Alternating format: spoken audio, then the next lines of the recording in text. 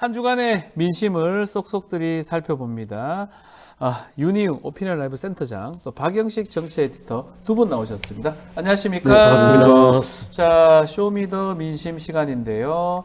자, 박영식 에디터가 지난주부터 계속 함께하고 계시고 잘 좀 소개 좀 부탁드립니다. 예. 자, 우리 쇼미더 민심 뉴스토마토 의뢰로 미디어토마토에서 실시한 여론조사 한 주간의 여론 동향을 살펴보는 시간입니다. 이번 조사는 뉴스토마토가 의뢰해서 지난 15일 또 16일까지 이틀간 18세 전국 성인 남녀 1,023명 상대로 실시가 됐으며 표본 오차가 95%, 신뢰 수준 플러스 마이너스 3.1%포인트입니다. 안심번호를 활용한 자동응답 방식으로 진행됐으며 응답률은 6.1%로 집계가 됐습니다.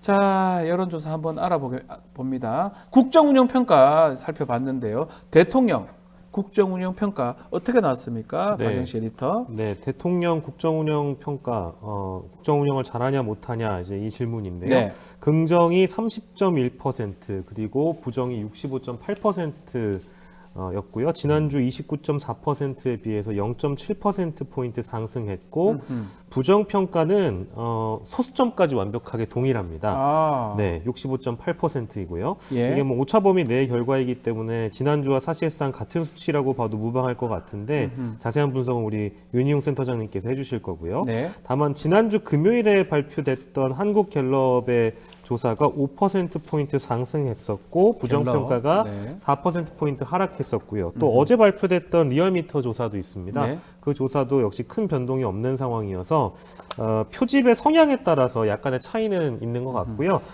미디어토마토의 조사 결과의 표집 정치 성향은 보수가 312, 중도가 459, 진보가 252여서 아하. 지난주 표집에 비해서 보수가 16명 정도 늘어났고 중도가 23명 늘어났고요. 진보는 거의 동일했습니다. 보수층, 중도층 표집이 아주 조금 더 많았다라는 점을 확인시켜 드렸습니다. 자, 이 윤희웅 센터장님. 네. 눈여겨볼 만한 점들이 있을까요? 일단은 네. 우리가 이제 대통령 지지율이라고 부르는 것 이게 긍정평가거든요. 네. 대통령 국정 수행에 대한 긍정평가인데 앞에 이제 3 숫자가 변해서 30.1%가 되었는데 지난번 29.4%였으니까 우리가 흔히 얘기하는 이제 오차 범위 내에 이제 변동이어서 네. 크게 이제 의미를 주기는 이제 어려운 상황이라고 할 수 있겠습니다. 부정평가는 또 65.8%로 지난주와 이제 동일한데 네. 의미를 어쨌든 대통령실 입장에서 만약에 한다면은 이제 수치상 어쨌든 하락하지 않는 상황. 약간은 어쨌든 수치상 좀 하락 국면에서 다소가 이제 개선되는 부분이 이제 있지 않냐라고 하는 보는 시각도 이제 가능할 수도 있을 텐데요. 다른 네. 조사들에서도 나타나고 있고. 그렇지만 지금 이제 의미 있는 어떤 반전이다. 이렇게 보기에는 뭐 이제 아하. 부족한 상황이라고 할 수 있겠습니다. 예. 자, 지금 말씀대로 뭐 저희 조사로만 봤을 때는 4주 만에 가까스로 30%대로 회복이 된 상황인데 지금 두 분 말씀 따르면 뭐 표집 부분하고 관계된 것 같기도 하고 그렇지만 더 떨어지진 않고 소폭 상승하는 그런 조사들이 많은 것 같거든요. 원인이 뭐라고 봐야 됩니까? 글쎄요, 뭐 언론하고 다수 전문가분들이 분석하기에는 대통령의 중앙아시아 순방이나 이제 그 외교 부분이 있었기 때문에 외교 컨벤션 효과로 보는 분들이 다수인 것 같고요. 네. 그리고 또 특별히 지난주 금요일에 대통령이 이제 입국하기 전에 이화영 전 부지사의 재판 결과가 있었기 때문에 진보층, 소위 그러니까 이재명 대표를 지지하는 진보층이나 혹은 중도층 쪽에 영향을 줬을 것이다라는 그런 시각이 맞는데 저는 조금 그 부분은 동의하기가 어렵고 네.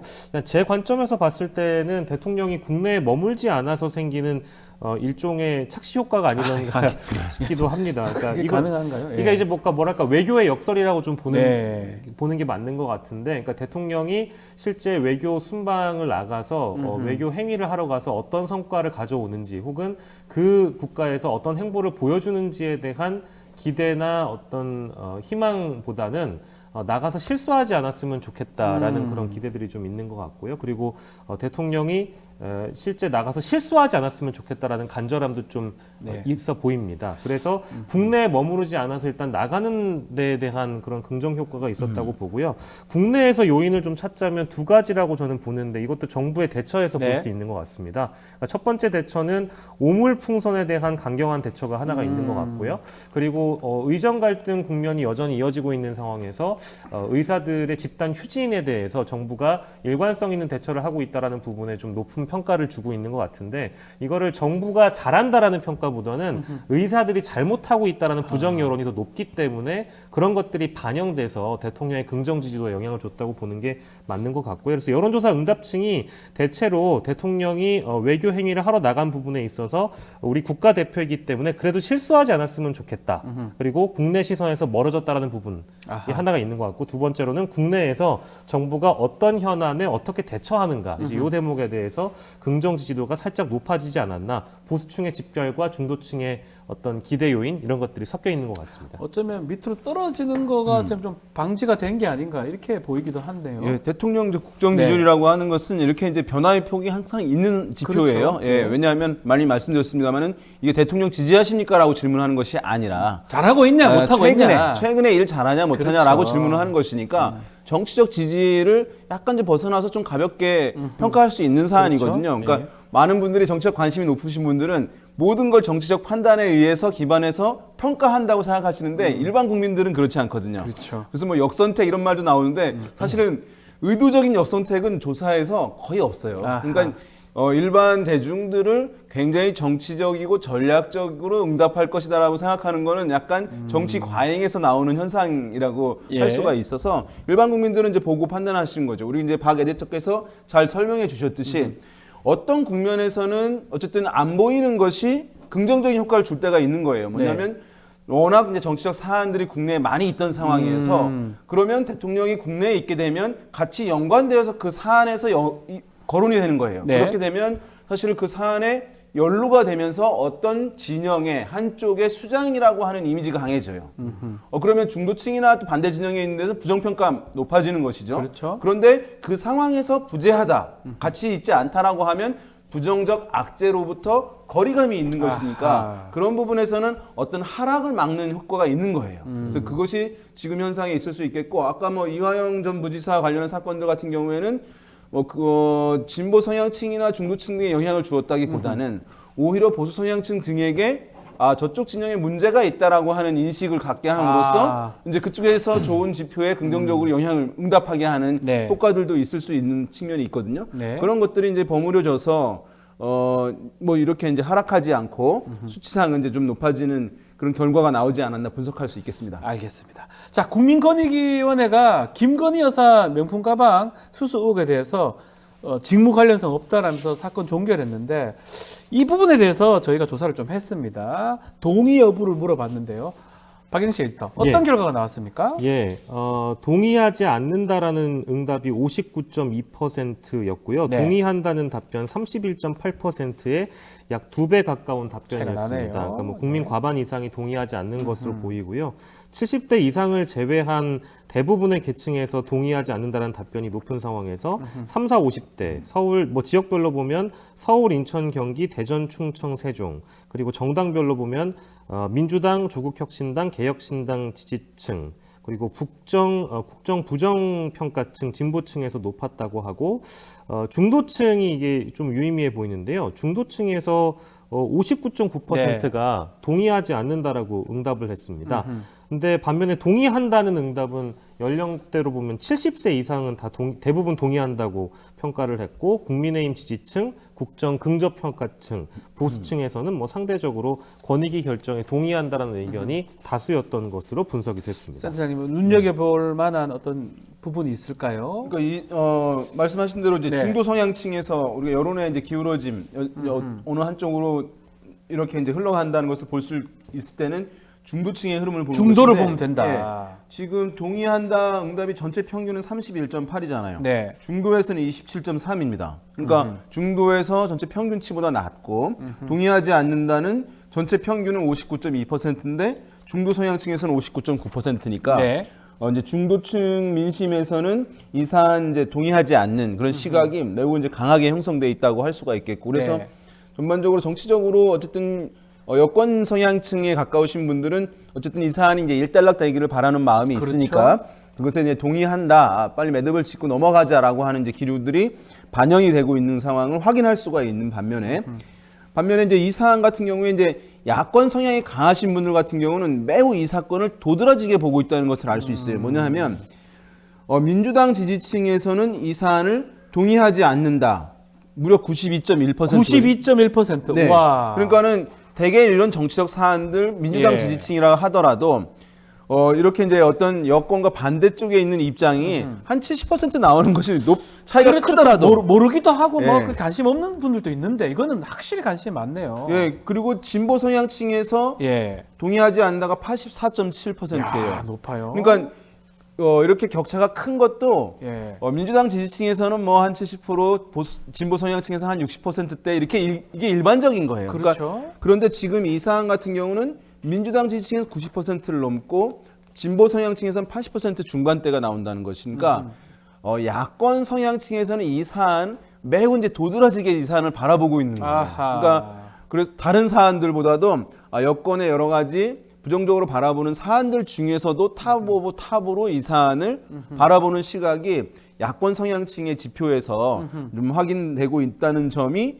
사실 특이점입니다. 그러니까 다른 여러 가지 사안들보다 야권 성향층에서 더 훨씬 예민하고 민감한 주제다 예, 이거는. 그런 것이 분명하게 좀 드러나고 있어서 아마도 이제 여권에서는 이 사안 어쨌든 이 건으로 인해서 종결을 하고 네. 넘어가고 하자 하는 그런 이제 기류가 있을 텐데 야권에서는 야권 성향층 지지층들에서 매우 이 사안을 민감하게 바라보는 사안이니까 다시 또 이거 쟁점화하려고 하는 이런 시도들이 앞으로 좀 더 있지 않을까를 예고하는 그런 지표들이라고 할 수 있겠습니다. 그래서 그런지 정무위 소속 민주당 의원들 권익위 항의 방문도 했고요. 특히 권익위원장 지낸 전현희 의원 특검법 하겠다. 명품백 관련된 특검법 추진하겠다. 시사를 하기로 했는데 특검법 어떻게 보십니까? 뭐 저는 가능성? 결론은 특검밖에 없다고 생각하고요. 특검밖에 없다. 당위성 측면에서도 그렇고 당연히 가야 된다라고 봅니다. 왜냐하면 지금 두 국가기관 그러니까 수사기관인 검찰 그리고 네. 부패 방지를 목적으로 하는 이 권익위. 권익위에서 어쨌든 결론은 지금 권익위가 하나를 내려준 것이고 네. 아직 검찰은 결론을 내리지 못했고 김건희 여사를 소환 조사 한다고나 하지만 못 하고 있는 그런 상황이다 보니까요. 그렇죠. 특히 권익위 상황을 보면 이거 결론을 내리신 분들이 법조인들입니다. 그리고 법조인 분 중에는 로스쿨 교수도 계시거든요. 네. 그러니까 학자적 양심이나 법조인으로서의 양심을 저는 저버린 결정이라고 봐서 권익위의 행보만 보더라도 국가기관이 이런 결론을 내렸다는 게 사실 국가적 대망신이라고 저는 좀 평가를 하고 싶고요. 그리고 이게 어찌 보면 어떤 결론을 내릴 때 사상과 가치, 철학으로 어떤 이 결론을 도출하는 것이 아니고 대통령의 개인적 친분, 대통령과의 개인적 친분으로 얻어지는 어떤 개인의 이익으로 네. 인한 결론이 내려진 거 아닐까라는 생각이 들어서 검찰로 가보면 지금 검사들도 다 대통령 후배들이거든요. 그렇죠. 그렇다 보면 지금 5월에 이원석 검찰총장이 빠르고 엄정한 수사를 내리겠다라고 했는 수사 결과를 도출하라고 지시를 했는데도 불구하고 아직까지도 지금 검찰의 조사 방향이나 속도 그리고 내용을 보면 지금 가방을 준 쪽, 고발을 한 쪽에 대한 조사만 이루어지고 있지 실제 가방을 받은 쪽에 대한 받은 어떤 그 상황을 목격했거나 아니면 실제 받은 사람에 대한 조사가 이루어지지 않는 것을 보면 수사에 대한 중립성이나 공정성 이런 것들을 기대하기가 좀 어려운 상황이거든요. 네. 그렇다고 한다면 지금 뭐 이게 뭐 1,000만 번 양보해서 뭐 300만 원짜리 가방을 받았다. 뭐 100만 원 이상의 상당의 화장품을 받았다고 하면 이것이 사실 별일 아닐 수도 있는 거라고 실제 이것을 비호하는 쪽에서는 주장을 하고 있는데 오히려 그걸 비호하는 과정에서 이 사건을 더 키워가는 게 아닌가. 그렇다면 지금 이 수사의 어떤 속도나 강도 면에서 빠른 결론을 낼 수 있는 네. 특검의 당위성이 오히려 더 높아지고 있는 상황이다. 수사의 공정성만 보더라도 당연히 특검으로 가야 되는 그런 상황이라고 보여집니다. 알겠습니다. 자, 한동훈 전 비대위원장 국민의힘 당대표 도전에 나서야 되는지 이것도 질문을 좀 해봤는데요. 어떤 결과가 나왔습니까? 네, 지금 한동훈 비대위원장 국민의힘 당대표 도전하지 말아야 된다라는 응답이 44.2%고요. 도전해야 한다라는 40.1% 응답보다는 4.1%포인트 높았습니다. 조금 높네요. 네, 예. 국민의힘 지지층은 근데 지금 76.2%가 한동훈 전 위원장 당대표 도전을 해야 된다고 아, 그래요? 긍정하고 있고요. 어허. 반면에 더불어민주당과 조국혁신당 지지층에서는 도전하지 말아야 된다라고 답변을 하고 있습니다. 네. 연령별로 보면 60세 미만 연령층에서는 도전하지 말아야 된다는 응답이 높은데요. 30대가 상대적으로 높게 나타나고 있고요. 지역별로 보면 인천, 경기, 대전, 충청, 세종에서 도전하지 말아야 된다는 의견이 전체 평균보다 높게 나왔고 호남은 61.6%로 평균을 상회했고요. 보수층, 대구, 경북, 부울경 이쪽은 도전해야 한다라는 답변이 높게 나왔습니다. 근데 서울은 좀 첨예하게 나눠졌어요. 도전해야 된다가 42.2%, 도전하지 말아야 된다가 42%, 0.2%포인트 차이였습니다. 이것도 보니까 정당별로 또 보수냐 진보냐에 따라서 조금 차이가 있는 것 같은데요, 센터장님. 어떻게 보십니까? 그러니까 국민의힘 지지층에서는 76.2%니까 나오기 출마하기를 바라는 기류들 매우 높게 형성되어 있다고 예. 이제 볼 수 있고요. 민주당 지지층에서는 도전하지 말아야 한다가 65.4%인데 그렇죠. 도전해야 한다는 응답이 22%예요. 그럼 이제 이것은 무엇이냐? 이런 경우에는 제가 봤을 때는 이제 이렇습니다. 그러니까 뭐 출마를 하는 게 적합하냐라고 하는 부정적 기류가 반대 진영의 시각에서 있는데 또 네. 어떤 분들은 뭐 출마해서 이제 이렇게 맡아보는 것도 이제 만약에 진보 성향층에서는 뭐 나쁘지 않다고 생각하는 분들도 있는 것 같아요. 그렇죠. 20% 정도 네, 됩니다, 그러니까 이거는. 20% 이상 도전해야 한다고 나오는 것이니까 그렇게 나올 텐데, 뭐 이제 제가 봤을 때는 이 조사를 떠나가지고 이제 출마는 할 것 같습니다. 네, 그래서 출마를 할것 같습니다. 도전해야 한다, 예. 뭐 하지 말아야 한다는 이제 이 조사는 이제 오늘로 이런 조사는 넘어갈 것 같고, 네, 이제는 더 이상. 그래서 이제 뭐 그 어떻게 될 것이냐 결과가 이제 이 부분이 쟁점이 될 것 같습니다. 이 전당대 룰도 지금 정했습니다. 원래 100% 당원이었어요. 이전에는 당원 7, 일반 여론 3이었는데 지금은 당원 8, 일반 여론조사 2 이렇게 여론조사 반영이 20% 반영하기로 했는데 이 전당대 룰 누구한테 유리할까요? 한동훈 위원장한테 나쁘지 않을까요? 어떻습니까? 그래서 저는 이제 유불리를 따지는 게 지금 시점에서는 굉장히 네. 무의미하고 앞으로도 무의미할 것이다. 그러니까 왜냐하면 이 어떤 80대이냐 70대 30이냐 뭐 이런 것들은 이제는 대세를 뒤집기에는 어려운 상황이 된 것 아하. 같습니다. 분위기상 그런 것 같고요. 이미 당원 100%룰 자체가 저는 너무 과도하다라는 생각이 들고요. 예. 어떤 정당에서 이걸 100%로 잡는다고 한다면 그것이 민주당이든 개혁신당이든 뭐 국민의힘이든 비판받아야 마땅한 지점 같고 이제 80대 20으로 이제 뭐 살짝 의식해서 여론조사 비율을 늘린 것 같긴 한데 이것조차도 한동훈 위원장의 어떤 당락에 큰 영향을 주기는 어려울 것 같습니다. 이미 네. 그 어대한이라고 표현하죠. 네. 어차피 대세는 한동훈이라는 이 대세론을 꺾기는 어려울 것 같고요. 그래서 2대8 뭐 가르마도 아닌데 아무튼 이제 요 비율은 큰 의미가 없다고 저는 본 것 같고 네. 언론의 흐름과 여론의 흐름을 봤을 때 민주당의 이재명 대표 이 단일 체제를 극복하거나 상대하기에는 일단은 선택지가 한동훈밖에 없다라는 그런 여론이 당내에도 이미 많은 것 같고 그렇죠. 실제 여론도 한동훈으로 이미 규정하고 있는 것 같아요. 그런 인물을 윤상현도 아니고 나경원도 아니라 뭐 유승민 의원도 아니라고 보고 있는 것 같고요. 그래서 저는 한동훈 위원장이 대표가 될 가능성이 높아지고 있는 상황에서 여론조사 반영 비율은 분석하는 게 뭐 지금으로서 실효성이 좀 떨어진다고 보고 네. 한동훈의 쏠림 효과를 거스르기엔 쉽지 않을 것이다라고 지금 봅니다. 이런 상황이면 뭐 지금 말씀처럼 한동훈 위원장이 당원이나 뭐 일반 여론 다 압도할 수도 있는 상황 같으로 보이는데 또 한편으로는 대통령실하고 또 갈등이 있다는 얘기도 있는 거잖아요. 그러니까 있죠. 그래서 뭐 그러니까 국민의힘 지지층에서는 좀 대통령과 다른 길을 찾고자 하는 기류도 같이 있고 네. 또 그러면서 또 이 정권을 좀 지키고자 하는 윤석열 대통령과 너무 멀어지지 않았으면 하는 그 바람이 같이 이제 중복적으로 갖져 있을 것 같아요. 같이 있는 것 같아요. 그것이 이제 뭐 네. 칼로 가르듯이 명확하게 있는 것은 아닐 텐데 그래서 거기에 유리하게 한동훈 비대위원장을 바라보는 것 같아요. 그렇죠. 좋게 예, 유리하게 예. 바라본다는 거죠. 좀 다른 게 하지 않을까라고 하는 시각. 예. 그렇지만 또 그래도 뭐 다른 주자들보다 또 윤석열 대통령과는 함께 했었기 때문에 뭐 이런 시각을 같이 이제 두 가지 중적적으로 시각이 같이 다 모아서 있다. 예. 지금 여론에는 이렇게 나오는 것 같아요. 왜냐하면 이게 분명하게 갈라지지 않거든요. 과거의 전당대회에서 친윤 후보와 비윤 후보 명확히 다 갈라지지 않거든요. 그렇죠. 그렇게 해서 이제 제가 봤을 때는 아까 잘 말씀해 주셨는데 우리가 이제 어떤 사람을 지지한다고 했을 때는 이제 좋아해서 지지하는 부분도 있지만 네. 상대 쪽이 이제 싫어서 이제 이쪽을 지지하거나 또는 지금 이 상황에서 아하. 필요해서 지지하는 경우 있거든요. 그러니까 야당의 지금 이렇게 부각, 주도하고 있는 이 흐름을 제어할 수 있거나 견제할 수 있는 인물로서 그런 사람이 필요한 것 아니냐라고 아하. 하는 시각들이 있을 텐데 지금 보면 당원 룰이 어쨌든 그나마 다행인 거죠. 민심을 20% 반영한 것이니까. 네. 근데 이게 당세가 굉장히 쪼그라들 때는 민심의 반영폭을 확대하는 것이 이제 바람직하고 타당하고 원래 같으면. 그런 모습이었던 거예요. 네. 근데 100% 0%에서 이제 20%니까 반영한 것이 할 텐데 너무 미미합니다. 네, 아직까지 얻은 것을 반영한다는 것은 최종 결과에 영향을 줄 수 있을 정도의 줘야지 의미가 있는 것인데 네. 지금은 그렇지 않고 20% 민심을 반영한다 하더라도 여론조사에서도 한동훈 비대위원장이 전 비대위원장이 이제 상당히 앞서고 있는 상황이기 때문에 이 룰 전체는 사실은 냉정하게 봤을 때 한 위원장한테 굉장히 유리하게 유리하다고 결정이 봐야 된 겁니다. 이 룰도 그렇고 단일 지도 체제라고 하는 것도 네. 그렇게 됐어요. 그래서 이제 그것이 결정된 다음에 출마를 좀 약간 명확히 하는 시그널들이 나오고 있는 이유도 사실은 거기 있었습니다. 아마도 그전에는 고민이 있었을 거예요. 집단 지도 체제로 한다. 아니면 대표직을 승계할 수 있는 룰을 승계. 한다라고 했을 때는 이걸 꼭 해야 되나라고 하는 게 있었을 텐데 지금은 이제 그렇지 않은 상황이고요.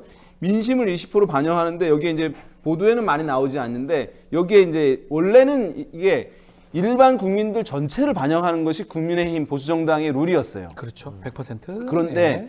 그런데 여기에 이제 역선택이라고 하는 아까 말씀드린 그것 때문에 민주당 지지층은 제외하고 중도층과 국민의힘 지지층을 넣기만 한 네. 것이거든요. 그러니까 이게 들으면 굉장히 논리적이에요.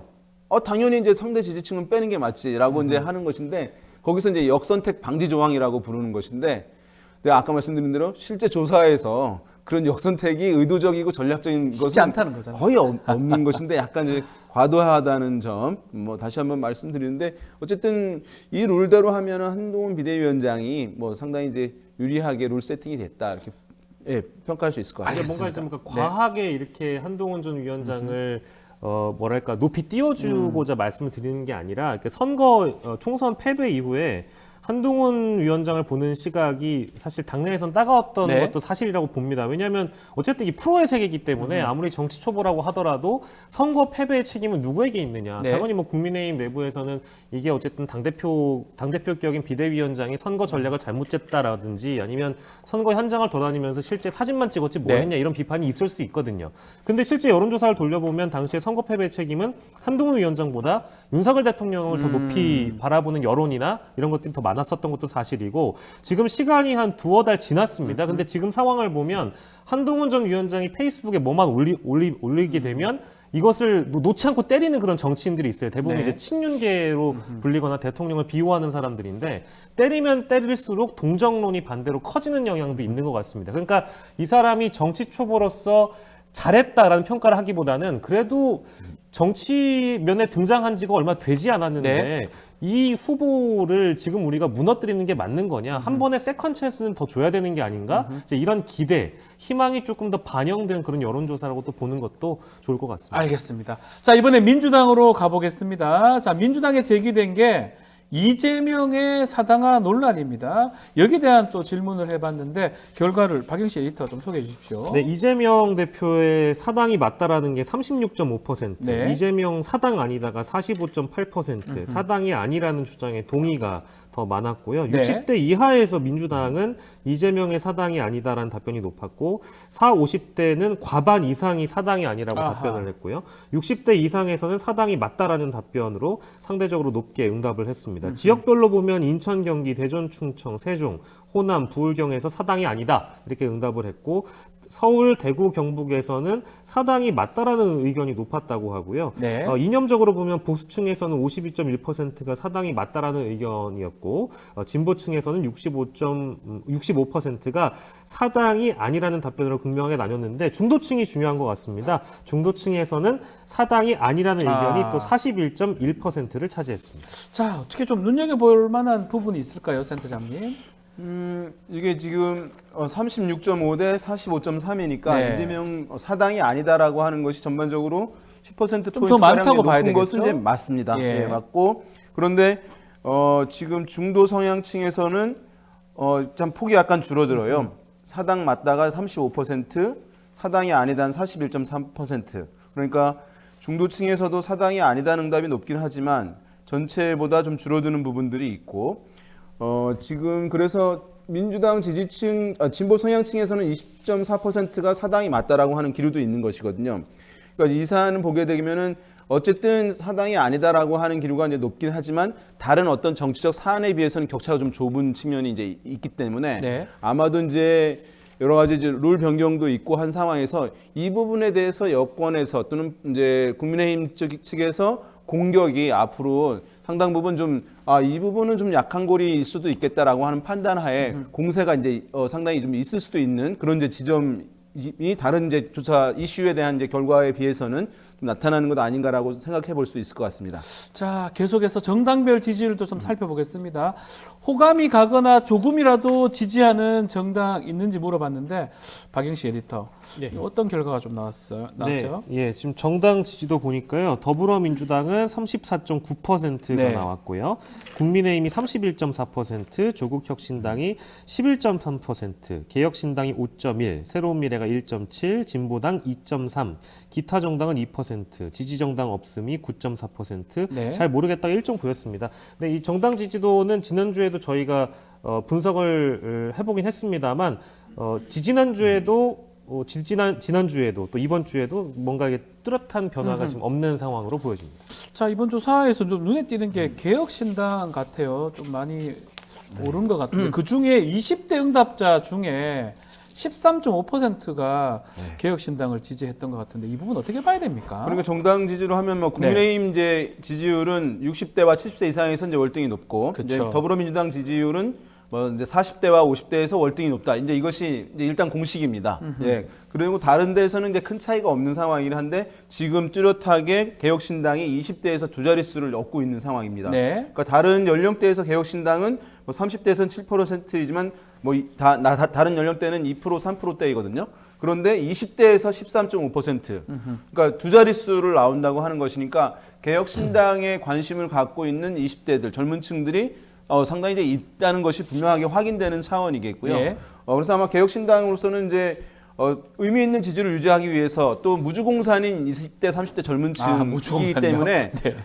이제 이 층에 대한 여러 가지 사실은 공세들이 이제 이슈 파이팅들이 있을 수 있을 것 같긴 한데 네. 아마도 당의 기본적인 안정세를 확보하는 것이 중요하다. 당세, 그러니까 여론의 지지. 그런 차원에서 이번 하반기 초반에는 어쨌든 20대, 30대 집중하는 흐름들을 계속 가져가자라고 하는 판단이 내부에서 있을 가능성이 높을 수밖에 없는 그 상황이네요. 지표. 알겠습니다.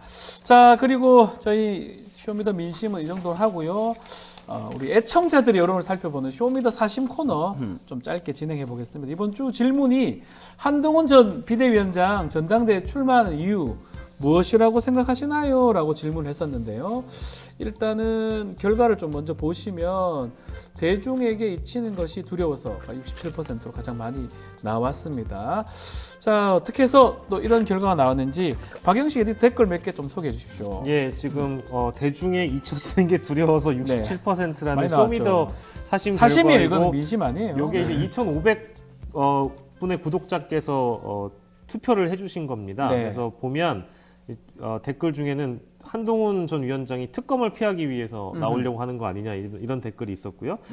그만큼 인물이 없다라는 이제 그 대목도 보여지고 관심 받고 싶어서 그렇다라는 그런 이제 그래요? 노골적인 댓글도 보이고 예. 재밌는 거는 그러니까 대중에 잊혀지는 게 두려워서 즉 관심이 필요해서 나온다라는 그 투표 결과가 많았는데 어떤 구독자께서는 관심 없습니다. 아예 관심 없다는 이 분도 질문 자체가 있네요. 관심이 없습니다라는 그런 댓글도 보였습니다. 네. 조사 센터장님. 이제 대중에 잊히는 게 두려워서라고 예. 선택지를 제시해 준 거잖아요. 이건 예. 공식 조사는 아닙니다만은 아닙니다. 이거는. 사실은 이거 매우 중요한 부분인데 어. 뭐냐 하면은 잊히는 게 두려워하기보다는 네. 차기 대권 주자의 이런 주자군에서 한동안 안 보이잖아요. 네. 그럼 다른 사람으로 대체되는 거예요. 그렇죠. 그럼 그것을 새롭게 진입하기가 어려워요. 그러니까 지금 한 20%대를 얻고 있다고 한다면 한동안 쉬게 되면 이것이 10% 초반대까지 떨어지게 되는 거거든요. 네. 그런데 다시 20%대를 가는 것은 상당히 어려운 일입니다. 왜냐하면 그렇죠. 기존에 진입한 사람들이 또 떨어져야 되는 것이기 때문에 합이 100%인 건 매우 중요한 것이거든요.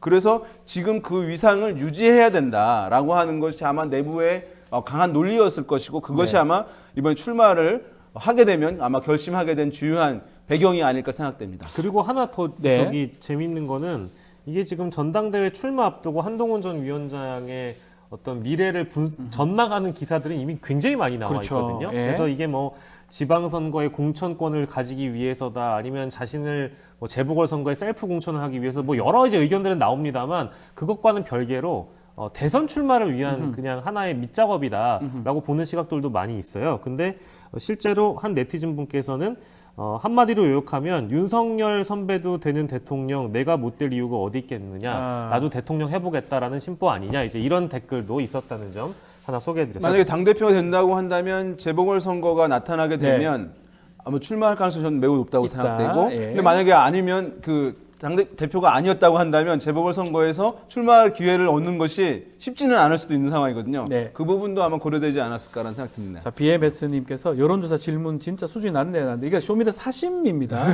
아주 공식적인 게 아니고 우리 애청자분들한테 질문했던 거니까요.